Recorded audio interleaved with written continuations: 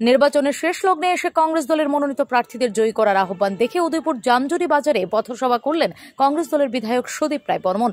সাথে ছিলেন গোমতী জেলার জেলা পরিষদের প্রার্থী, পঞ্চায়েত সমিতি, গ্রাম পঞ্চায়েতের বিভিন্ন ওয়ার্ডের প্রার্থীরা।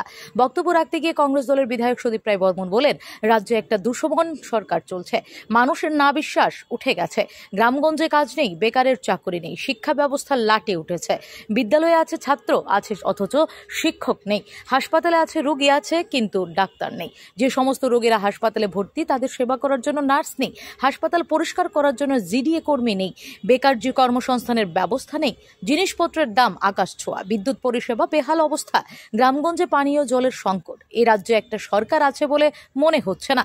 বিধানসভা নির্বাচনে যে সমস্ত দাবি উত্থাপিত করে নির্বাচনে ক্ষমতায় এসেছে, একটি দাবিও পূরণ করতে সরকার সচেষ্ট না।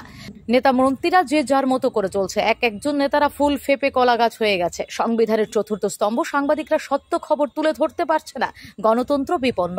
এই ত্রিস্তর পঞ্চায়েত নির্বাচনে কংগ্রেস প্রার্থীদের বিপুল ভোটে জয়ী করে গণতন্ত্র রক্ষার স্বার্থে, সংবিধান রক্ষার্থে, আগামী প্রজন্মের স্বার্থে কংগ্রেস মনোনীত প্রার্থীদের বিপুল ভোটে জয়ী করার আহ্বান রাখেন।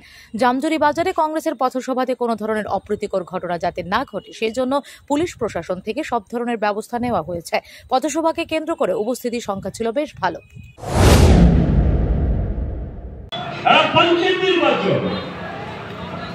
বক্তব্য কি হবে যে আমরা এই করেছি, যে কোনো দল পঞ্চায়েতের যে বডি, সে বডি বলবে সমস্ত জনসাধারণের কাছে যে দেখো আমরা পঞ্চায়েতে এই উন্নয়ন করেছি, কাজে বিরোধীদের ভোট দিও না, আমাদেরকে ভোট দাও, বিরোধীদের ডাব্বা খালি করে দাও, এটাই তো বলার কথা।